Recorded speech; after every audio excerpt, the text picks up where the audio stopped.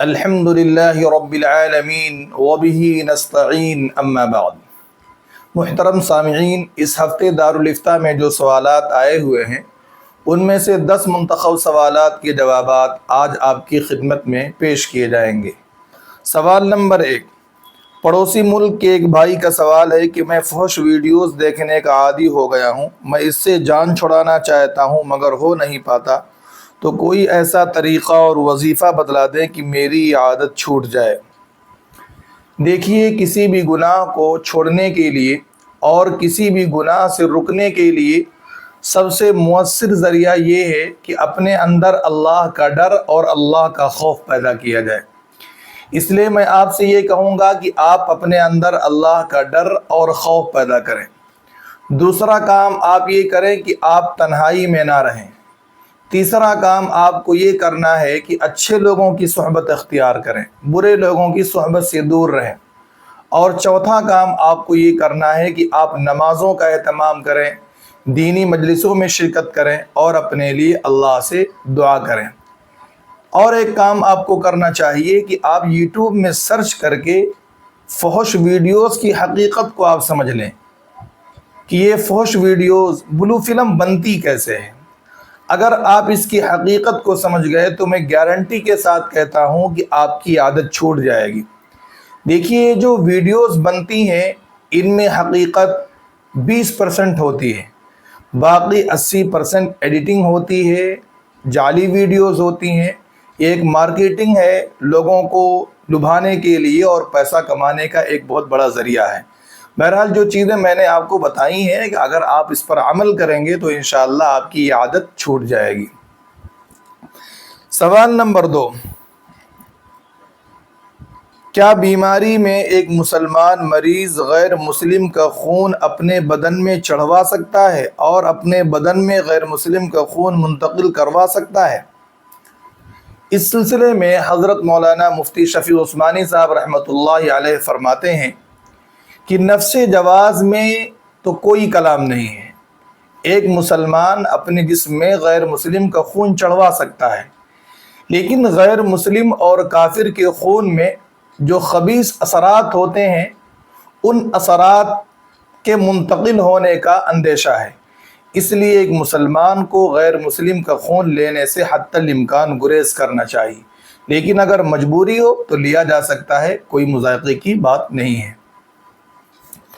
سوال نمبر 3، پوچھ رہے ہیں کہ غریب مریض کی اجازت سے اگر زید اپنے حلال پیسے سے غریب پیشنٹ کے ہاسپٹل کی بل پے کر دے، اس نیت سے کہ زید بعد میں بل کی رقم کو زکوٰۃ کے پیسے سے لے لے گا، تو کیا زید ایسا کر سکتا ہے کہ بعد میں زکوٰۃ کی رقم سے بل میں ادا کردہ رقم منہا کر لے؟ تو کیا یہ شریعت میں درست ہے؟ جی ہاں، اگر زید غریب مریض کی اجازت سے اس کے ہاسپٹل کی بل اپنے حلال پیسے سے پے کر دے، اس نیت سے کہ بعد میں وہ زکوٰۃ کی رقم سے بل میں ادا کردہ رقم کو منہا کر لے گا، تو اس طرح زید کے لیے کرنا درست ہے کہ پہلے حلال پیسے سے مریض کی بل پے کر دے، پھر اتنا پیسہ جتنا اس نے پے کیا ہے اس کو وہ زکوٰۃ کی رقم سے منہا کر لے، تو اس کی گنجائش ہے۔ سوال نمبر 4، حرام کمائی کرنے والے سے مسجد میں چندہ لینا جائز ہے یا نہیں؟ اس کا جواب یہ ہے کہ اگر حرام کمائی کرنے والے کی اکثر کمائی حرام ہے تو ایسے شخص سے مسجد میں چندہ لینا درست نہیں ہے، اور اگر حرام کمائی کرنے والے کی اکثر کمائی حلال ہے البتہ اس کی کمائی کا کچھ حصہ حرام بھی ہے تو ایسے شخص سے چندہ لینے کی اجازت ہے، لیکن اجتناب کرنا بہتر ہے۔ سوال نمبر 5، میڈیکل انشورنس کے بارے میں علماء کرام اور مفتیان کرام کی کیا رائے ہے؟ ایک بھائی پوچھ رہے ہیں۔ دیکھیے، اب ایسی بیماریاں سامنے آ رہی ہیں کہ جن کا تحمل ایک عام انسان کے لیے ناممکن ہو رہا ہے، حتیٰ کہ گھر کے زیورات، گھر کے ساز و سامان بک جا رہے ہیں۔ اس لیے ان حالات کو سامنے رکھتے ہوئے حضرات علماء کرام اور مفتیان کرام نے یہ فیصلہ کیا ہے کہ اب میڈیکل انشورنس کرانے کی گنجائش اور اجازت ہے۔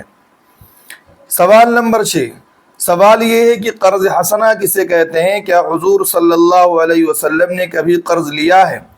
قرض حسنہ کا مطلب یہ ہے کہ محض اللہ کی رضا اور خوشنودی کے لیے کسی کو قرض دیا جائے، قرض دیتے وقت کوئی سودی شرط نہ لگائی جائے، اس کو قرض حسنہ کہتے ہیں۔ اور حضور صلی اللہ علیہ وسلم نے بھی قرض لیا ہے، مسلم شریف کی روایت ہے کہ حضور صلی اللہ علیہ وسلم نے قرض لیا ہے۔ سوال نمبر 7، انکم ٹیکس سے بچنے کے لیے کیا جھوٹ بولنے کی شریعت میں اجازت ہے؟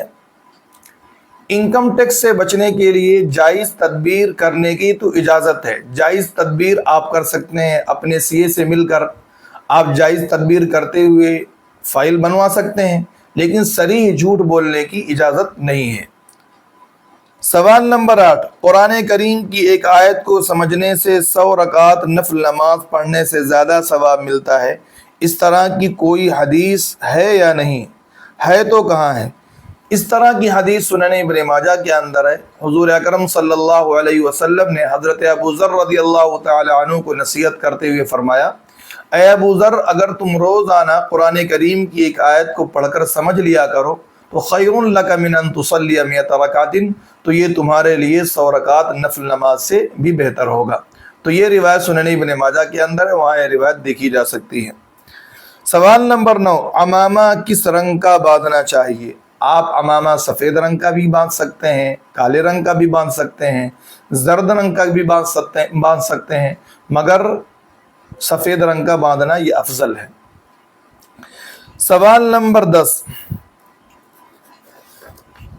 پنجاب میں سیلاب آیا ہوا ہے، سبھی اس سے واقف ہیں، کچھ لوگ ویڈیوز بناتے ہیں، پڑھے لکھے لوگ بھی ویڈیو بناتے ہیں اور ویڈیو میں یہ کہتے ہیں کہ سب سے بڑا مذہب انسانیت ہے، ہم ہر ایک کی مدد کریں گے۔ تو یہ جملہ کہنا کہ سب سے بڑا مذہب انسانیت ہے کہاں تک صحیح ہے اور اس کی شرعی حیثیت کیا ہے؟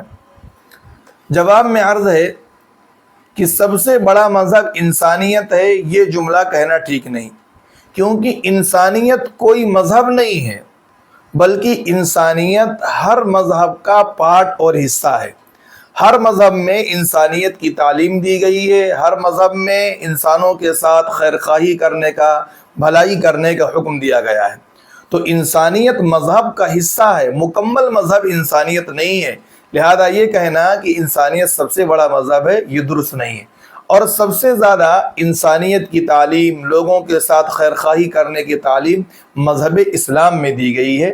احادیث کے اندر جناب نبی کریم صلی اللہ علیہ وسلم نے جگہ جگہ لوگوں کو حکم دیا ہے کہ لوگوں کے ساتھ اچھا معاملہ کرو، لوگوں کے ساتھ اچھا برتاؤ کرو، لوگوں کی مدد کرو۔ وہاں کوئی قید نہیں ہے، بس انسان ہے تو انسان ہونے کے ناطے اس کی مدد ہونی چاہیے، اس کے ساتھ خیر خواہی کا معاملہ ہونا چاہیے۔ تو پنجاب میں جو سیلاب متاثرین ہیں ان کی مدد کی جانی چاہیے، چاہے وہ مسلم ہو یا غیر مسلم ہو، ہر ایک کے ساتھ اخوت کا، ہمدردی کا معاملہ ہونا چاہیے، ہر ایک کو فائدہ پہنچانے کی کوشش کرنا چاہیے۔ لیکن یہ جملہ کہنا سب سے بڑا مذہب انسانیت ہے، یہ صحیح نہیں ہے۔ اللہ تعالی ہمیں شریعت کے مسائل پر عمل کی توفیق عطا فرمائے۔ وآخر دعوانا ان الحمد للہ رب العالمین۔ Like, comment, and subscribe.